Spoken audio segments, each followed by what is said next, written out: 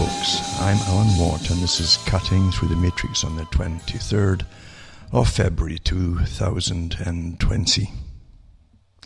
And I hope everyone out there is surviving the onslaught of, what we call it, authorized news, I guess, that's supposedly not fake, and try and make sense of it all, everything you're given to read and decide upon.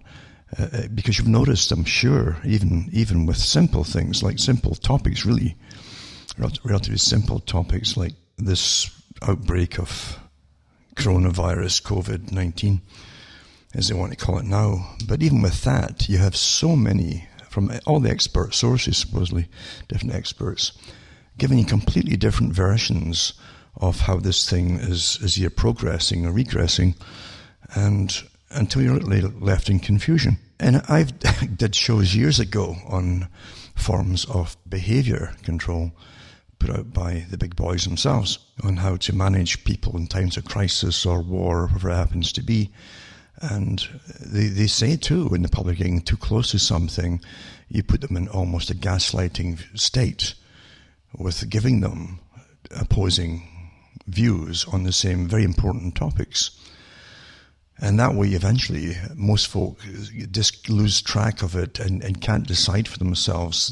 And then along comes the third expert, simplified thing to do or accept or how to believe in it or whatever. And you go with that. It's a technique that's used and well understood by those who control your brains.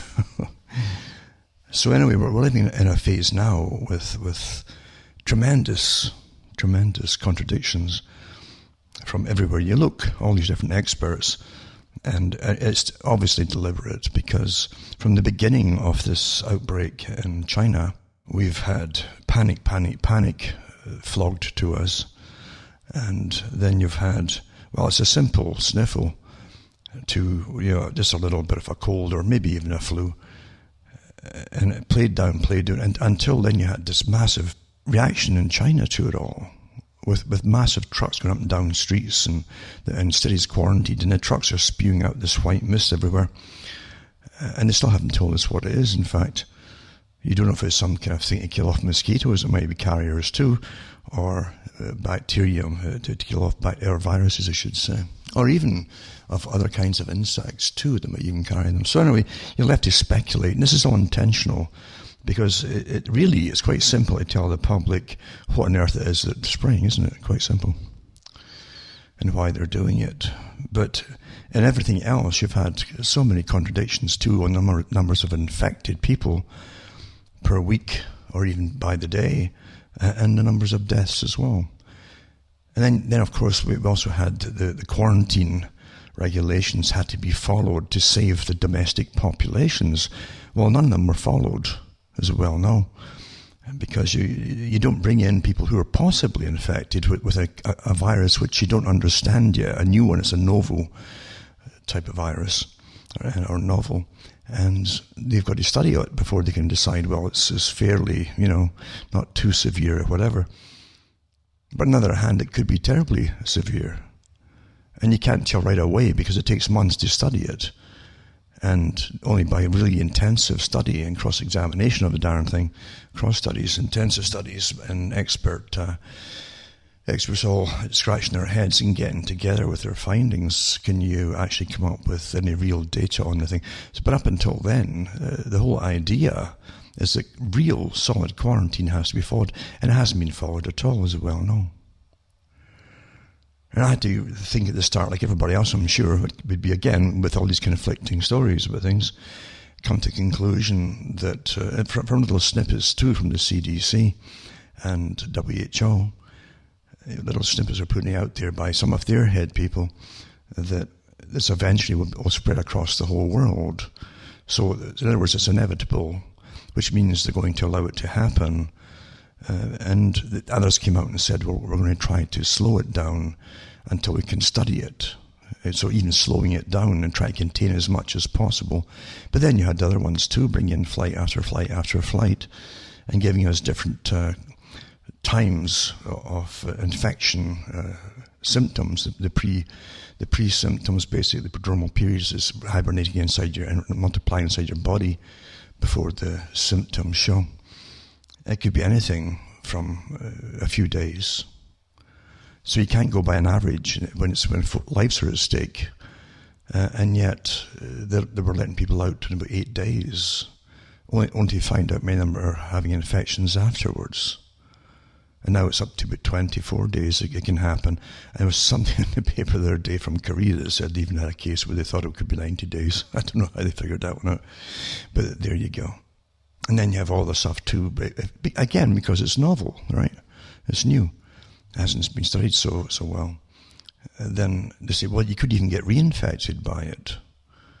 And then they tell you the reinfection could be worse than the first infection, so on and so on and so on.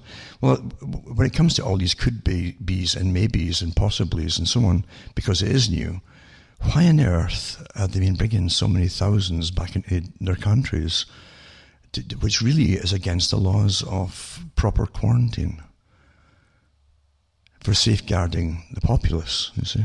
And we know that they've been landing at Hawaii, Honolulu, in the States, then getting other flights out across the US after that.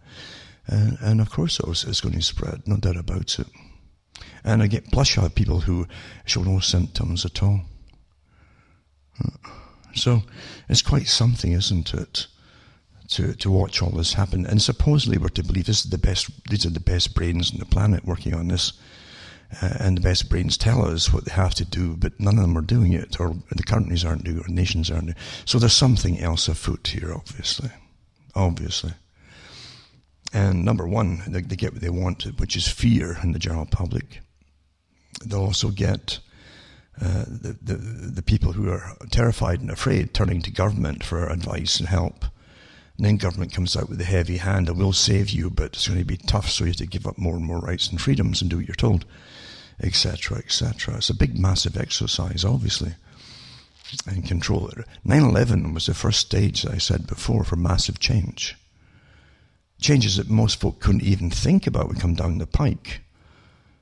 The changes, as you know, today are in your face and almost illegal to even speak about. And no one would say, well, how did all that come from 9/11? Well, it was planned before that, you see. 9/11 was a kickoff phase, and under 9/11, the first thing they did on television, national TV in every country, was, would you give up your freedoms for security? All the papers carried the same questionnaires, you know. And TV did the same thing. So it was all planned that way, of course, until you end up in a world without privacy. And now you've got people grown up and people who really were about 19 years ago, they're 19 now and just born then. They've grown up in a world where it's normal not to have all the rights that you had before. They grow up in a world where they think it's quite normal to have all your data up on sources such as Facebook and different social media, day by day, of what everything that they do, you know. And they also think there's nothing wrong with having no privacy, many of them. Quite something. So the next step, and again, as you well know, this is, you've got all kinds of agendas being pushed forth, and many of them you can't even talk about today in a safe manner. You also have the rise, the obviously authorized and well-funded rise of all the groups that are like massive gangs that are authorized, like internal armies of youths ready to go to war with anybody who's older than them. And this is like the Russian Revolution all over again, the Bolshevik Revolution.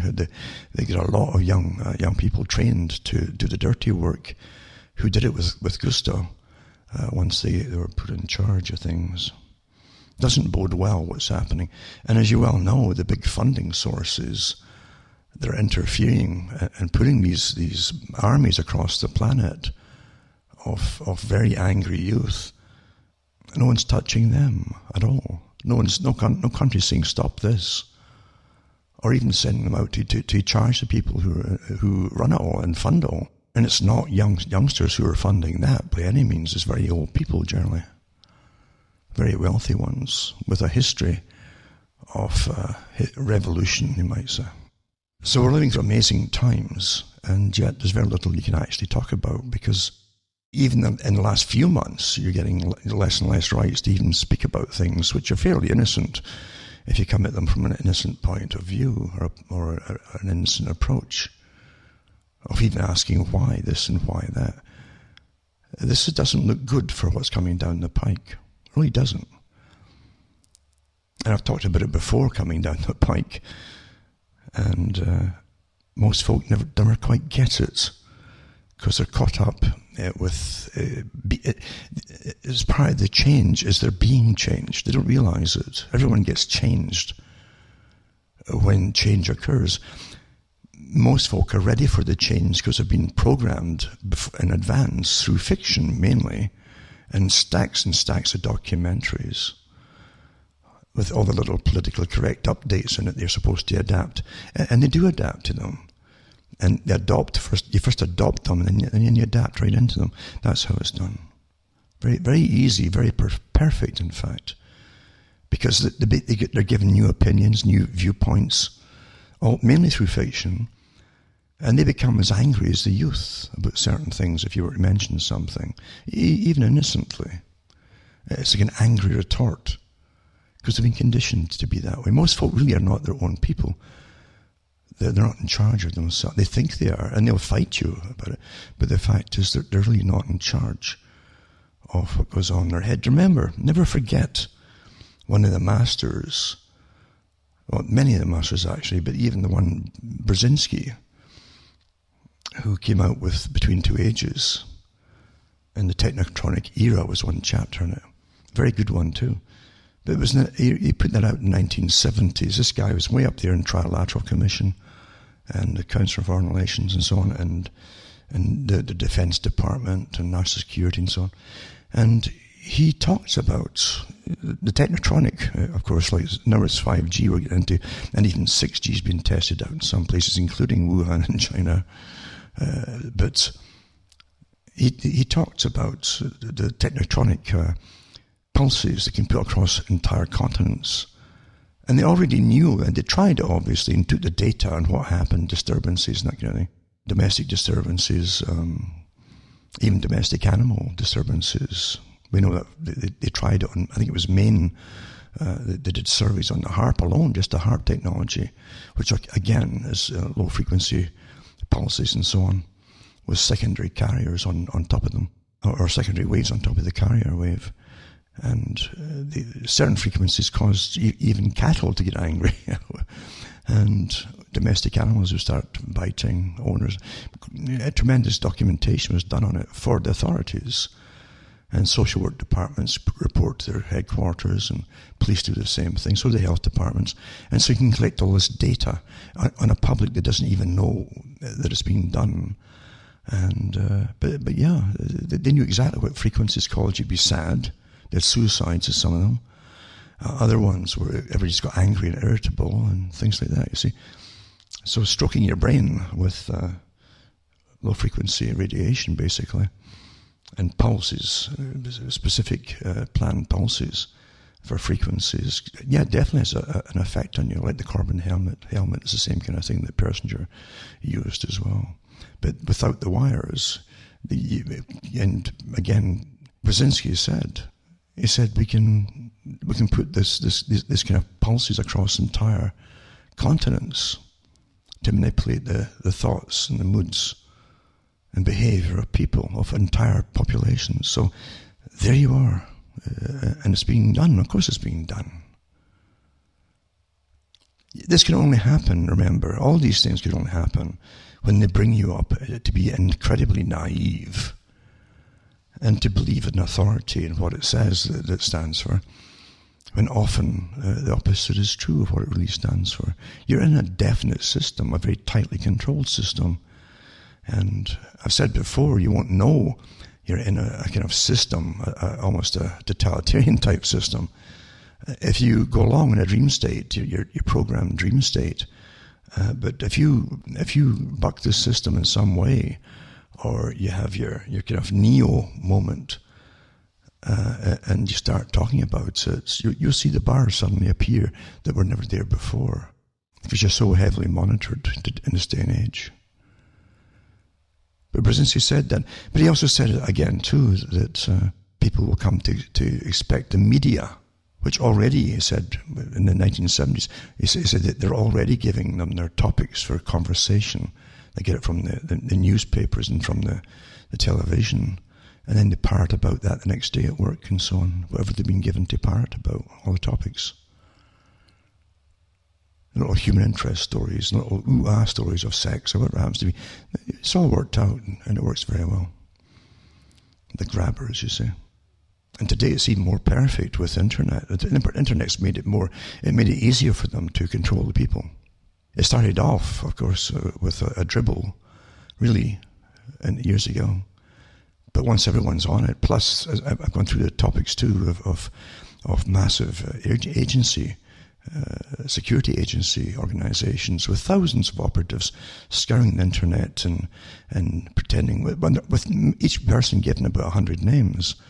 And they take on people in all the different blogs and so on, and in the chat rooms, and they get everybody arguing, all professionally trained.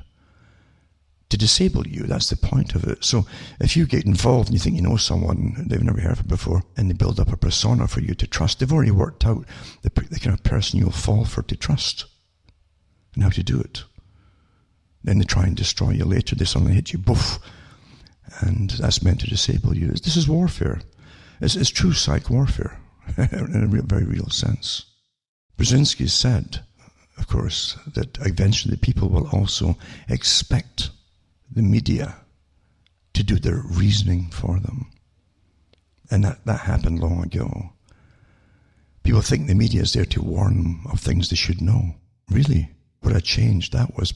People, when I grew up, didn't trust the media. They knew all the big moguls that owned them and how they worked in concert for big money.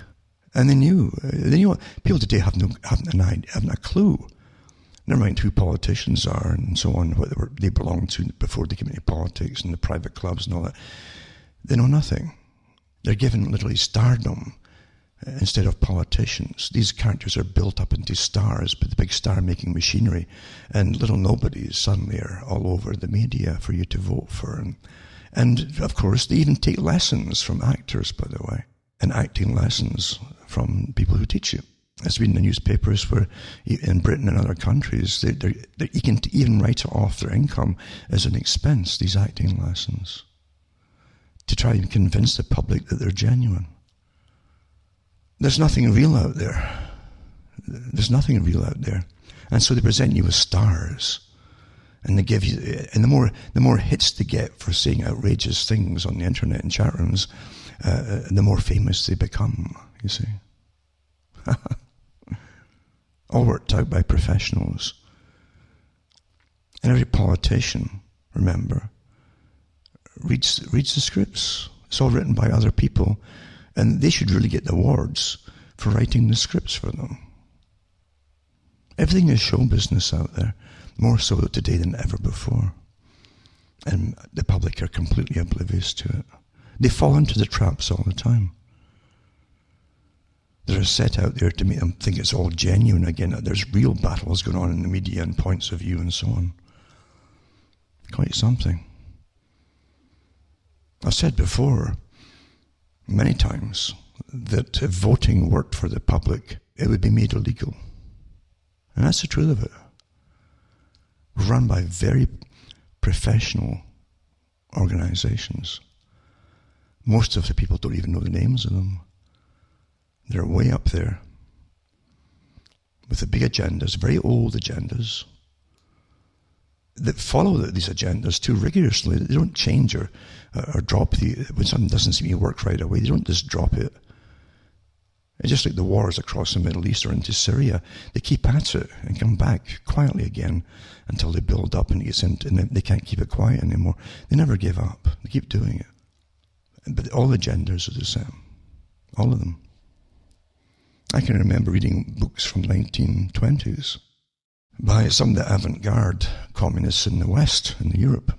And they wanted to completely, and eventually it morphed into other organizations, like the Frankfurt School and so on, who were very vocal about the complete destruction of the culture of the West was necessary, complete and utter eradication of its history.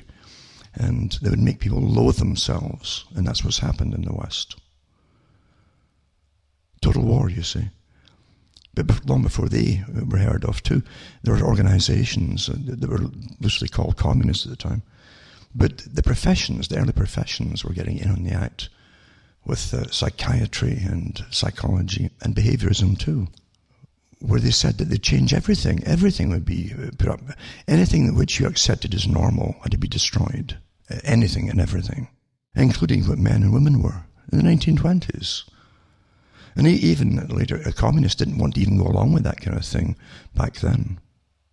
But yet that was the idea. Girls only play with girl things because they're taught that by parents, you see. And boys only behave like boys because they're taught to be like that by parents. That was the mantra even then. All the way down to the present. Look how far it's got now, in a sudden rush too. Again, since 9/11, the big rush. And you say, why would all that come from 9/11?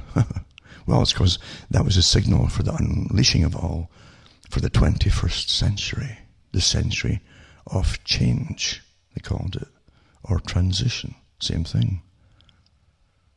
Academia called it that. The coming century would be that century, and we're in it. And all that has to be fulfilled, you see. It's astonishing to stand back and watch it. And it really will isolate you from most of the public, because most of the public can't handle this kind of thing, this bad news to them. They'd rather go along to get along, rather than get upset. And many years ago I talked about even the New Age movement had been completely taken over, and even called the New Age. It's called a different thing long before that, when it was a bit more genuine. The New Age movement was really taken over and put to use by those who bring in the present system. And there's a reason for it, to destroy all that was, remember, to bring in the new. That was the idea too.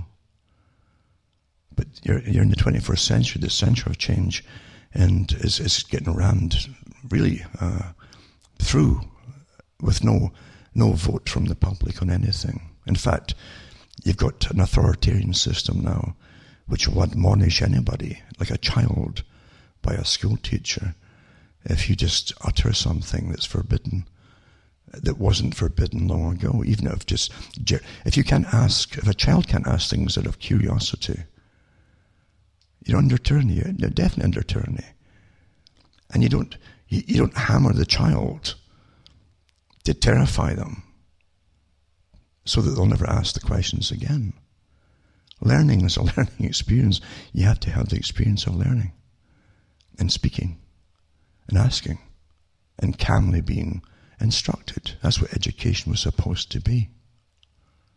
Not now. Everything is so politicized and agenda-driven. You're looking at a really dangerous time, which is meant to get much more dangerous very quickly if need be too. Because, as I say, there's radicalized elements trained from even in junior school, radicalized to be angry and furious, and they're told what to hate, and it's been drummed into them.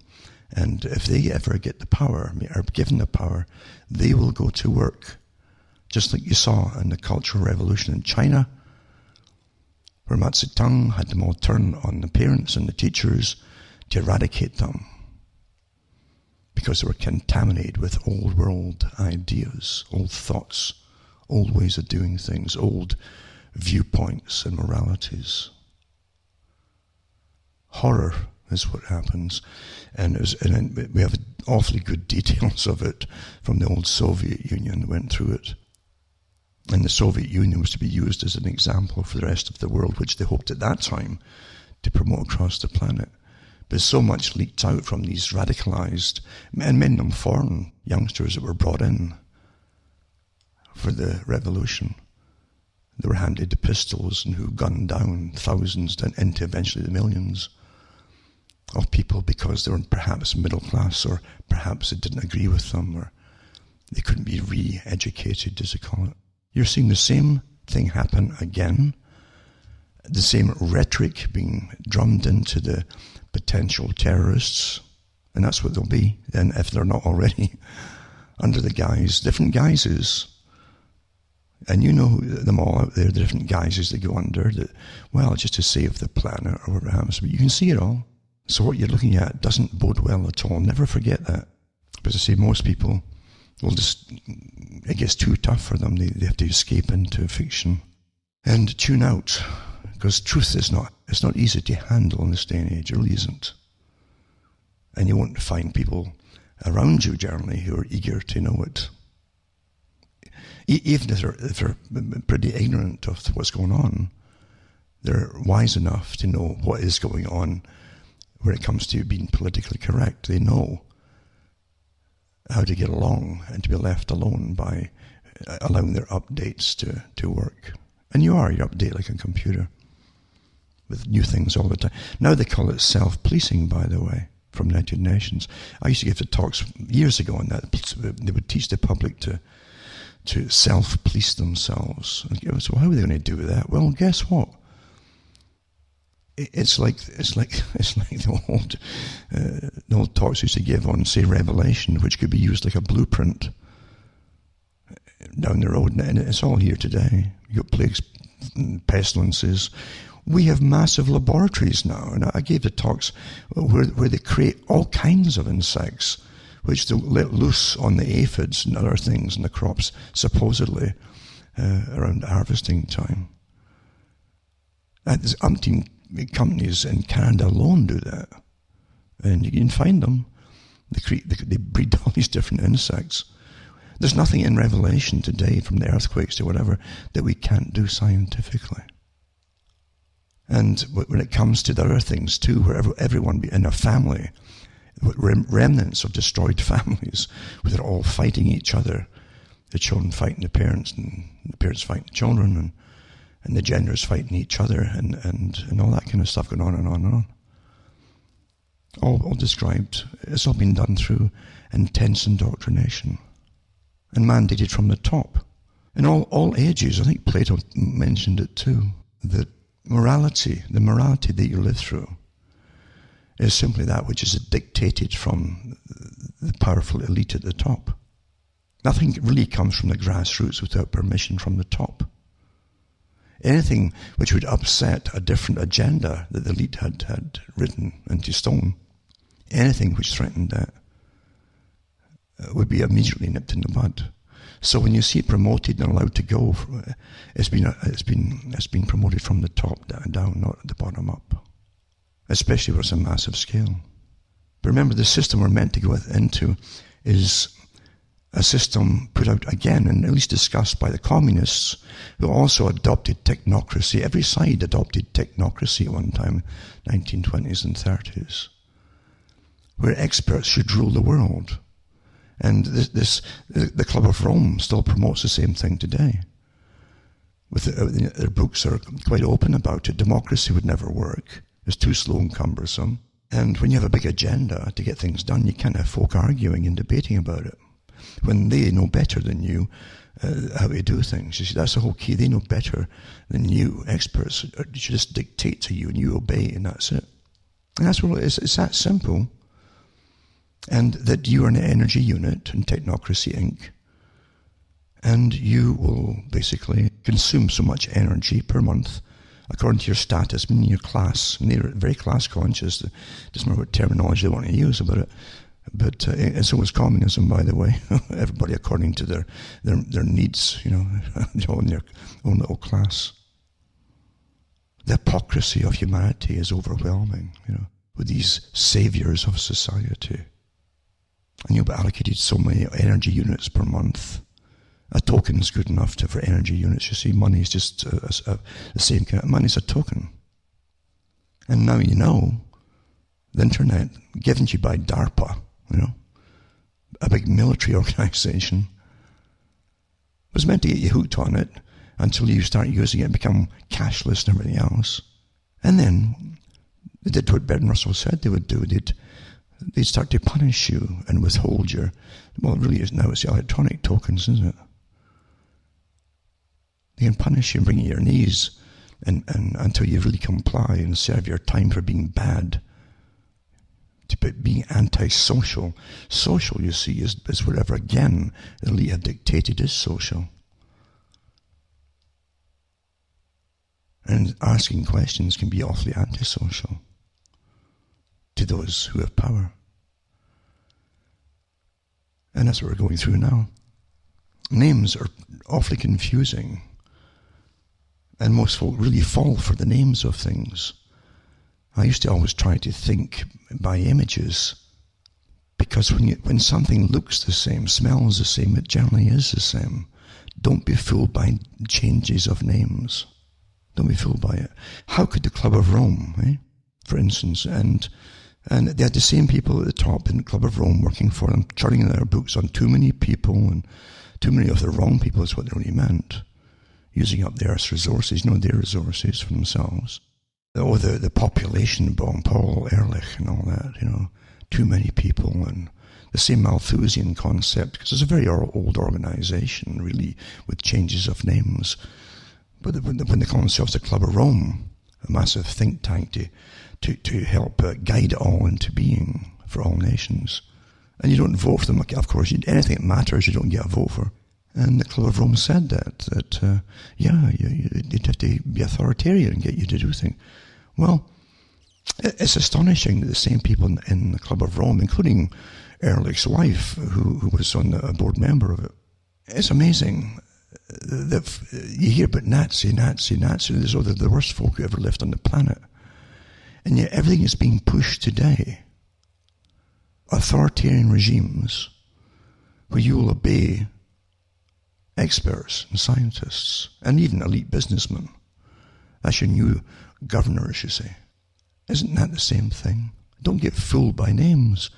If it walks like a duck and quacks like a duck, it's that simple. It really is that simple.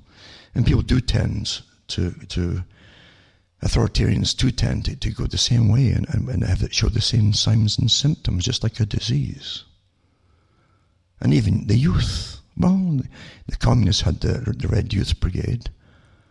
Same thing. Hitler came along with his Hitler Youth. The West had the same thing. You take even, and this, I'm not kidding about this, even the Boy Scouts at one time, under Baden-Powell, really were given all this, the new moral codes and obedience and obedience to your superiors, and it's all got the makings of the same thing, which can be snapped into a different direction at any time at all, quite easily. And youngsters look up to the elders who give them direction. Here's something that most folk don't think about, but the big boys run the world certainly do. Because they're always studying this, generation to generation, century to century. But when they would destroy the family unit that Pike talked about, and also the communists talked about, Marx talked about, isn't it amazing? It's always the same agenda. Then the youngsters would have a craving, an excessive craving for guidance. And this is proven to be true over and over and over again. When they don't have, like a boy, if he doesn't have a father figure, a good father figure, who's strong and decent, but strong, to be looked up to by a child, a boy especially, then he'll crave it, he'll find it somewhere else. Either in a street gang, as we know, with all the studies by the FBI in the States, or they'll literally, along comes again, the super Boy Scout, here's your uniform, let's go camping, and we'll all rug it out together, and we'll be all boys together, you see. And you can use that into a campaign for politics if you want to. Or you get the communist system, or you get with the Communist Youth Brigade.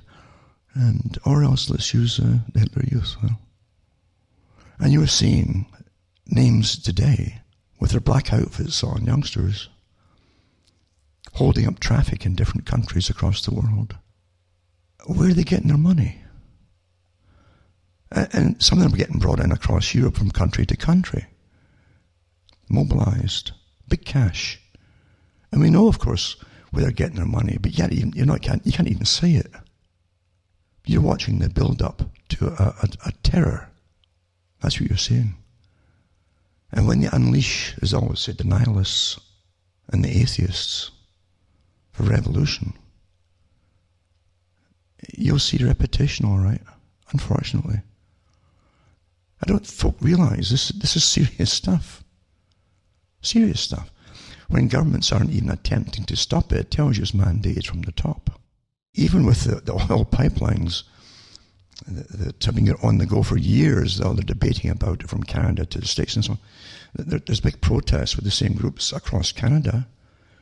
Literally, the trains aren't even going south of me. They've all been stopped for about a week now by the same groups in protest of things. Just like they stopped stuff across England for their sustainability thing or their Extinction Rebellion. You're seeing all the symbols everywhere too, and folk don't even recognise them. Anyway, I wasn't even thinking of talking about this tonight, but I got so fed up with the media, with the obvious mind. Mind is like being punch drunk. Oh, believe this by experts. No, believe these experts over here, with the same qualifications and all that. Until you're supposed to just, oh, goodness sake. When your own common sense says there are things going on that don't make any sense at all. As I say, you either have proper quarantine or you don't. You can't have a bit of quarantine when it comes to a lethal disease. You do it properly. And it's not new. It's been written in stone for national quarantine, for pandemics and epidemics for years. Many years. But it's not being followed. It's interesting, too, in the British papers, they even had, I think it was the bus drivers. They're bringing some of the people who've been in some semi-quarantine on ships and so on back into Britain and elsewhere. And they're being driven in the buses. And you see the health guys with their hazmat suits on, and the bus drivers don't even have masks on, bringing people who are potential carriers. So, well, where's that driver going after he drops off people on the bus? This is incredible. You either have quarantine proper or you have none at all. There's no ifs or buts here. Which can tell you, if you're just running on your own mind, you're going to say, well, I guess they wanted to spread after all then. Or you're left with the other possibility. They know at the top that it's not as serious as they say. Because you're left to speculate, because of their silence, of why they're being so sloppy. It's not because they're stupid. And that's secrecy too, you see.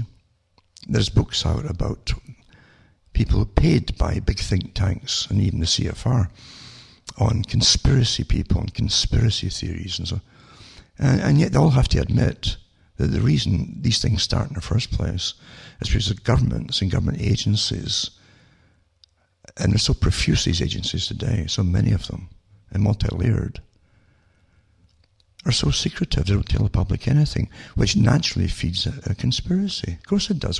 When you're not going to get told the reasons for anything at all, your mind can run riot. Of course it does. We're played like children, really, and programmed the same way. Where am I going with all this stuff? The fact's the same. You get fed up with the news. It's kind of pointless, as you know. Politics doesn't appeal to me, never did, because it's so obviously fake. So obviously fake. And so you don't have politicians now. You have personalities that are made personalities by massive star-making machines. That's what does it.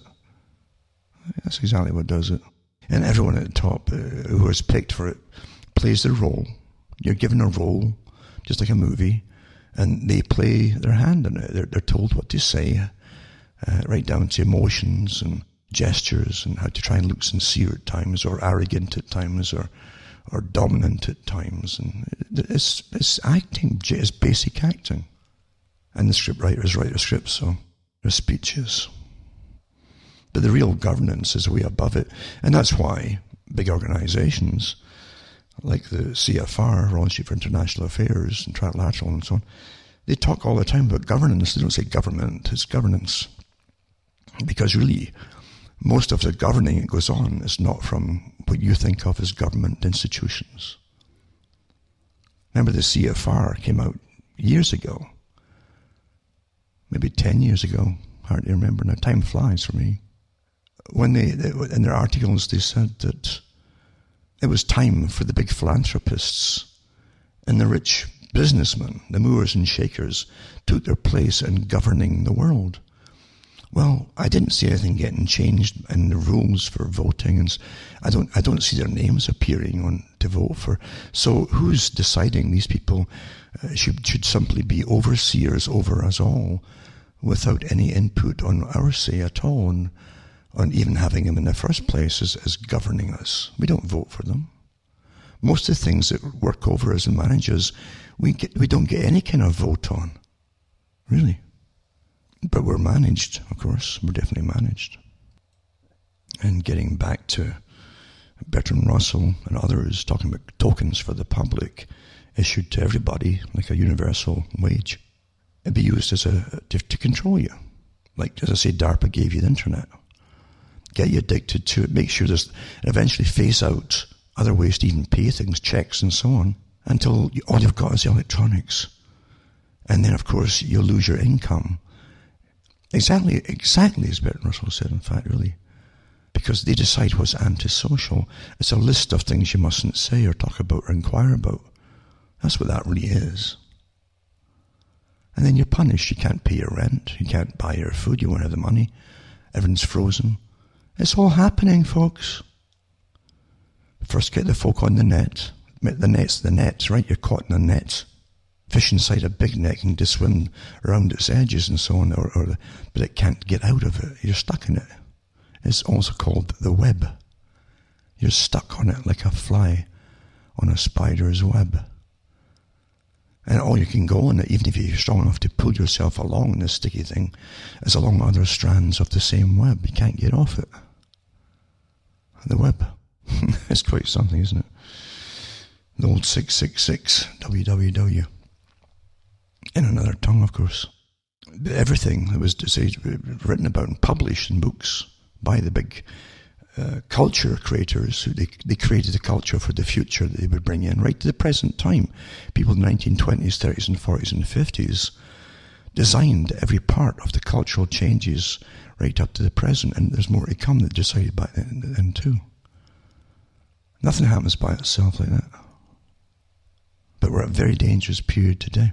I'll just mention again too, George Orwell, who understood a lot like this, because remember, he was a dyed-in-the-wool socialist. He'd been brought up in his indoctrination at Eton even into this almost this communistic system, until he realized when he was fighting in Spain alongside the communists, and he was in a socialist organization, that he was on a list for extermination himself, and he had to flee because the communists would have killed him.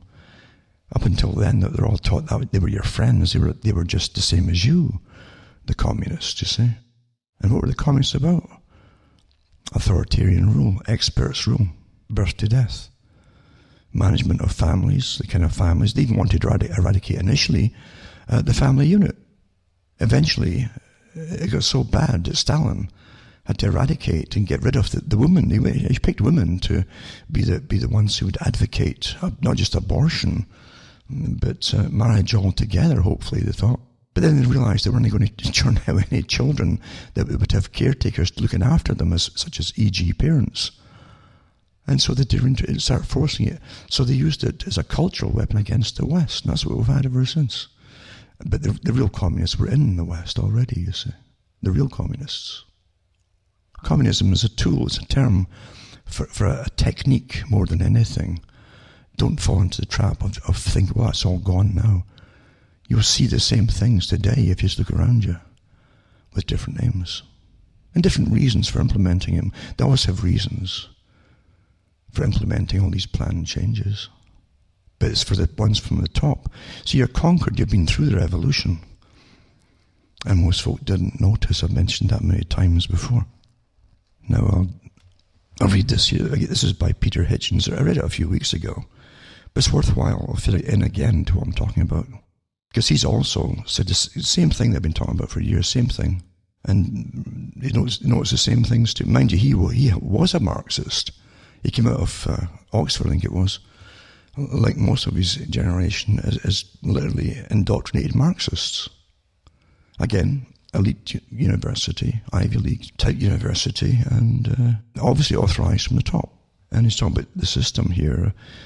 he gave an important monologue on the systematic infiltration of anti-British Marxists. This goes for Canada, the States, and everywhere else, into the highest levels of British society. This has completely transformed Britain, British life and culture. Since Tony Blair came to power in 1997, these former Marxists have occupied positions of power in all critical areas of British life. They have revolutionized Britain. It's no longer the country it once was. This is the really ridiculous thing about the modern West. And it's so true, most folk miss it. They can't quite grasp it. This is the really ridiculous thing about the modern West. We live in post-revolutionary societies. You had a cultural revolution, a la Gramsci, and it's interesting too, even that fellow who won in the States there, that Indiana, his father was the guy who translated Gramsci into English, supposedly, for the West and for the universities to teach indoctrination. And I'm talking about Buttigieg. Is it Buttigieg or Buttigieg, they call the guy? It was his father or grandfather actually did the translation for the communists. But anyway, this is off the topic there. Getting back to this article here, it says, we live in post-revolutionary societies, and in most cases, we don't even realize a revolution has taken place. It's been a Kierkegaardian revolution in which all the buildings remain standing, but everything which led to their being built and contributed to their design and their whole society supporting them has been wiped away. And people walk around in it relatively prosperous, thinking revolution must mean a red flag flying above the post office and the barracks and the railway station with commissars in the streets. It doesn't. Modern left-wing revolution means this: the policing of thought, the deadening of the academy, its education, which is just indoctrination now for social engineering and big policies, the lack of serious debates or understanding, and add the forbidding of serious debate, suppression of disagreement. Absolutely, I've always said you find the so-called liberal or left, call it what you want. The communists called the left, I think it was Khrushchev of the Soviet Union, when he visited the US, he used to ask about the liberals, and he says, we don't call the communists of the West, they're communists, we call them liberals. So even the terminology that they used for their agencies in the West were liberals, left-wing and liberals, you know. The lack of serious debate or understanding, suppression of disagreement, and everybody accepts it, and you're surrounded by it, and there's no cure for it. It's all gone. Education is dead. The media is dead.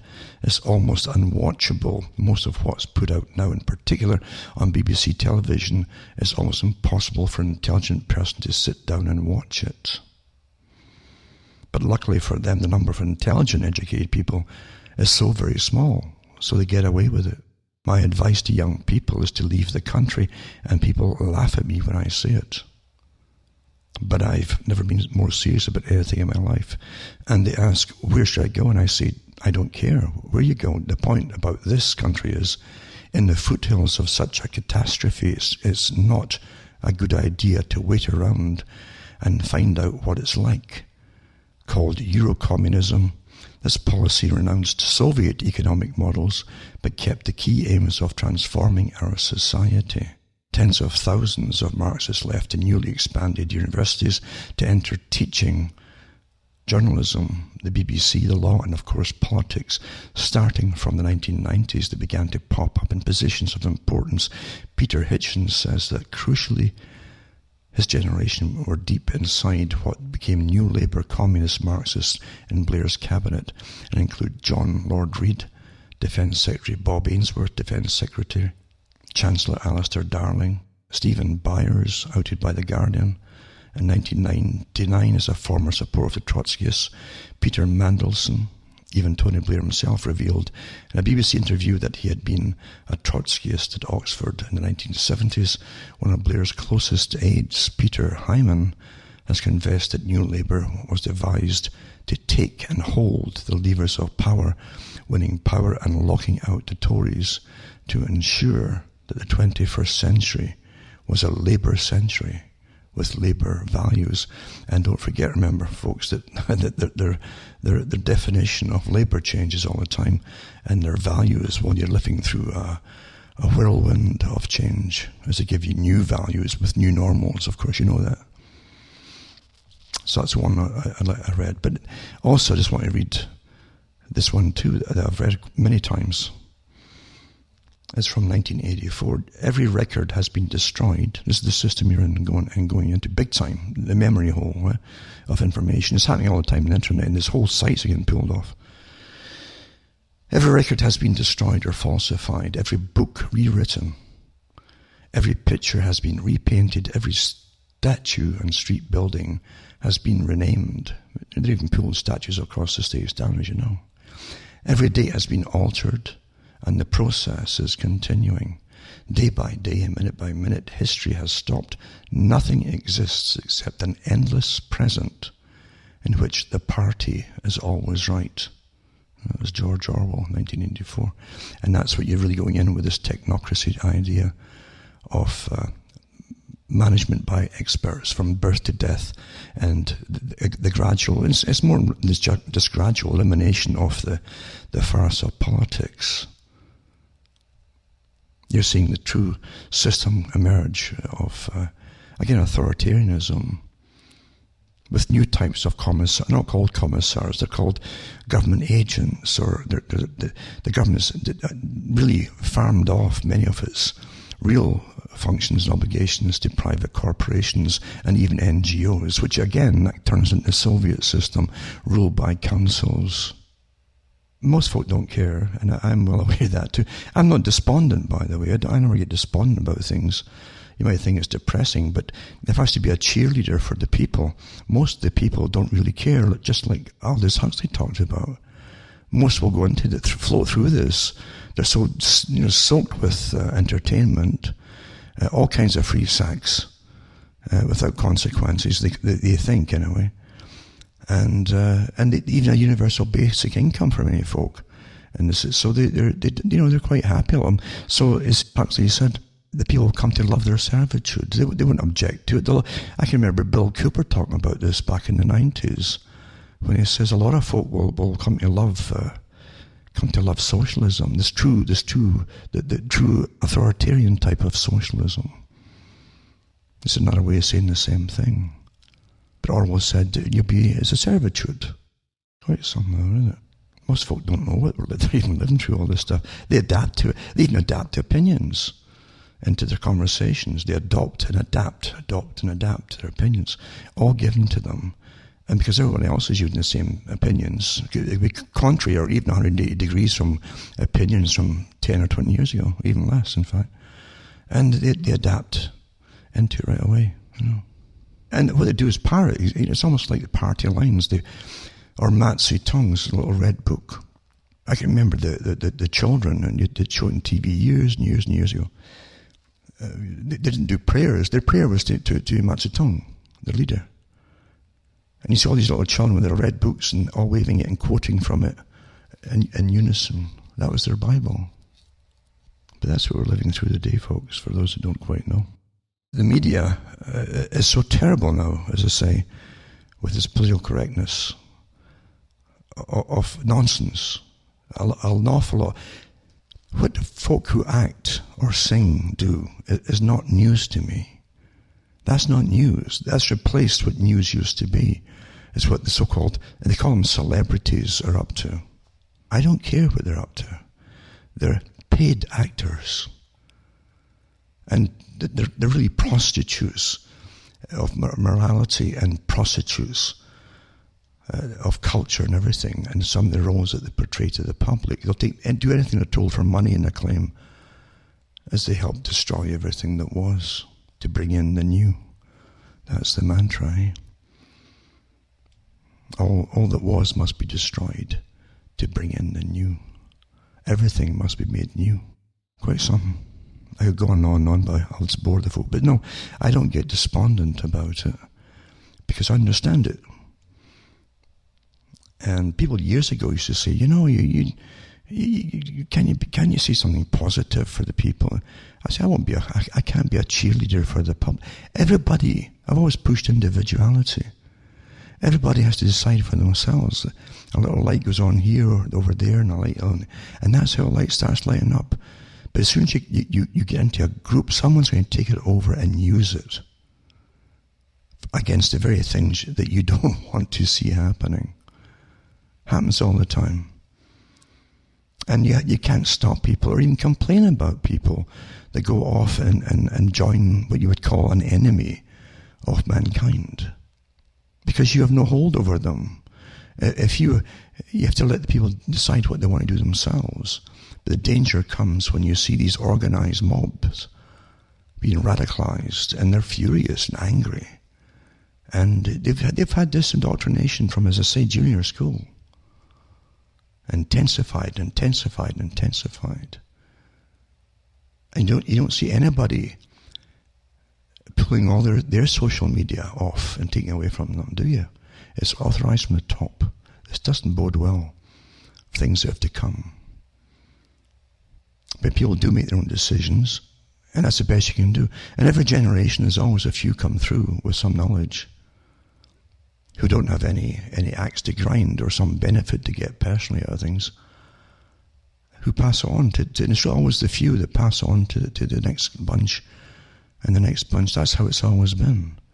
The rest of it is manipulation through mob action used by the ones you think you're fighting or the ones you're against.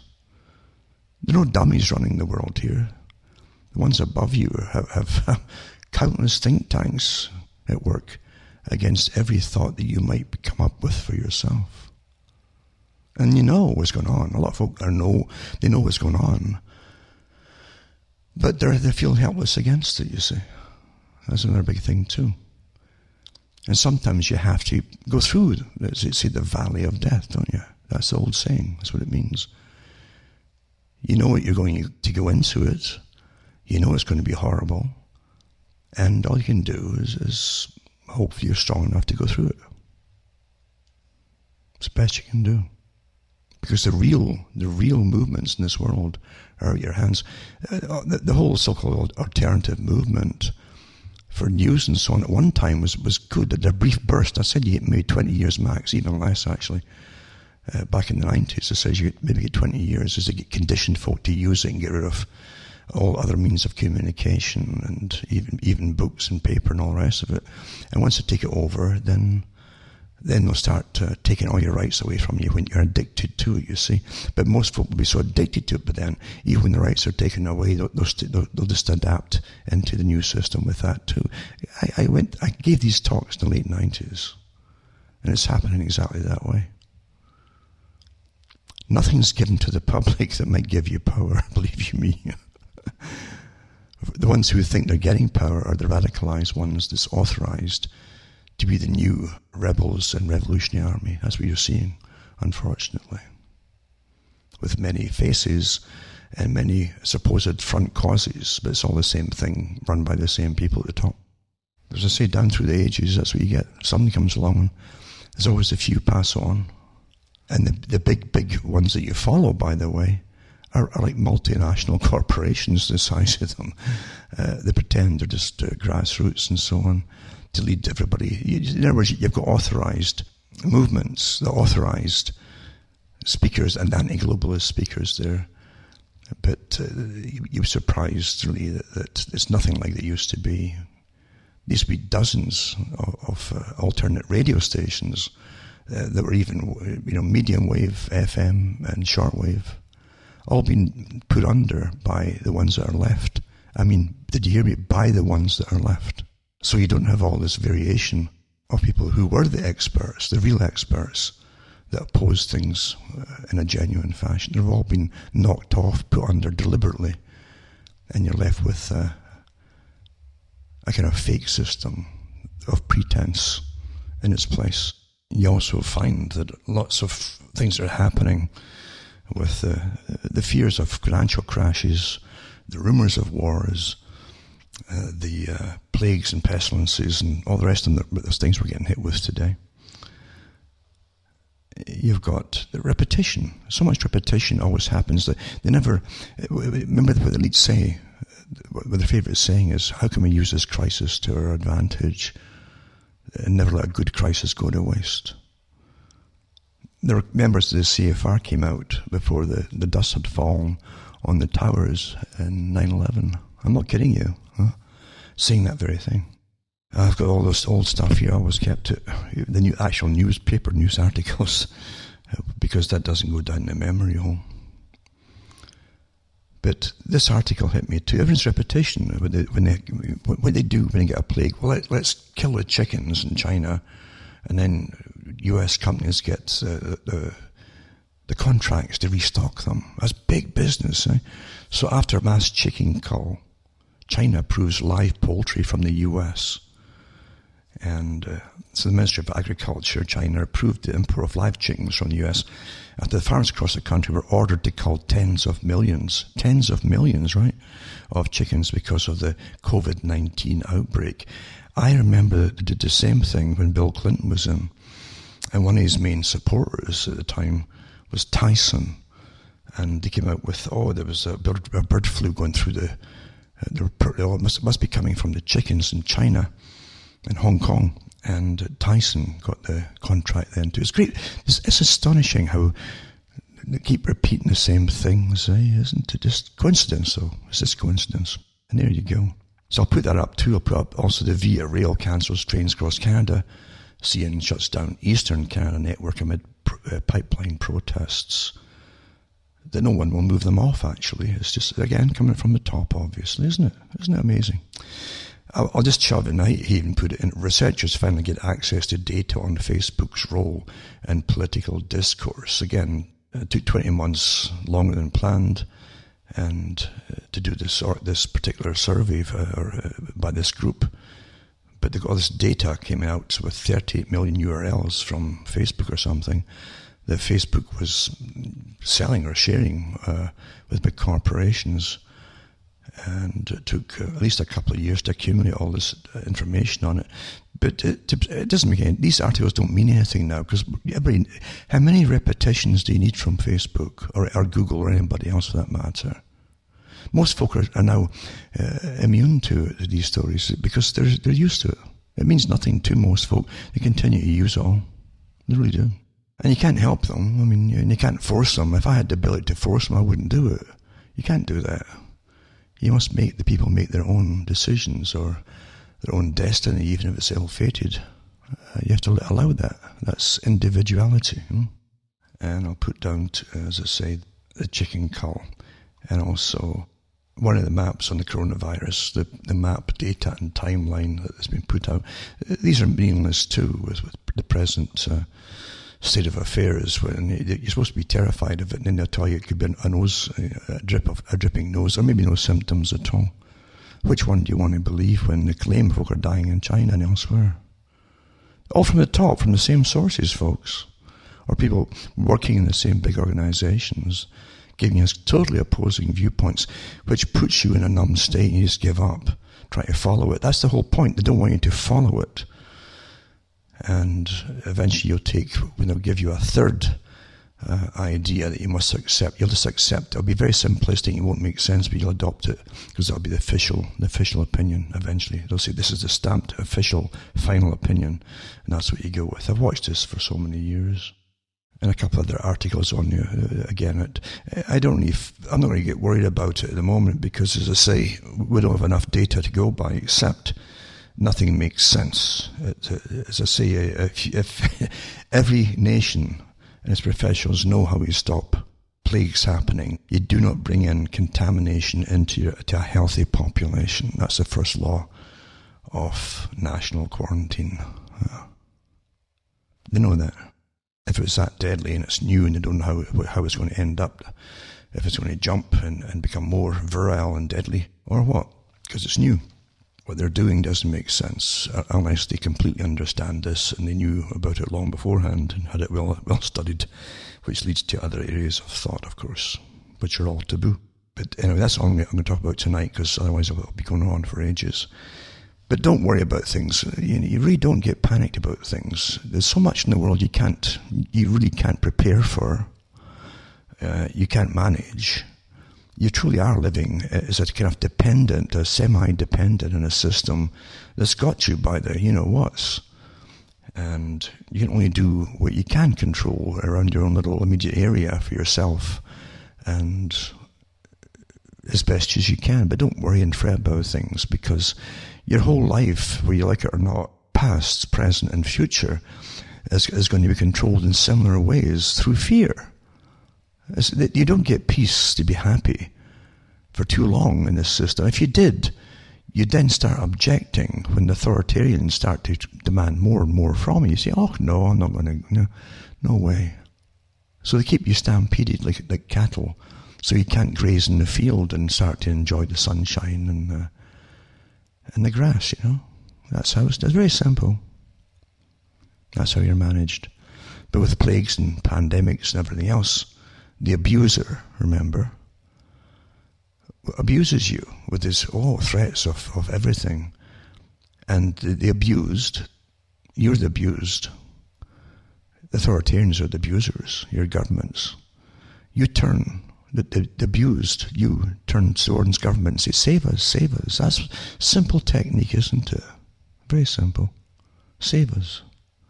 Okay, but you got to give up more and more freedoms and rights, and you got to do what you're told, and so on. That's how simple it is, isn't it? How simple. It doesn't have to be very often totally brutal and physical, although they can use that if they lose control. Naturally, they always do. But the rest of it is just always the threats of it, and that generally is good enough for most folk. So don't worry, as I say. You can only control and do what you can, control the little bits around you for yourself. That which you can manage, you manage as best you can. From myself, Alan Watchman, Ontario, Canada, I wish you all the best, and it's good night. And may your God or your gods go with you.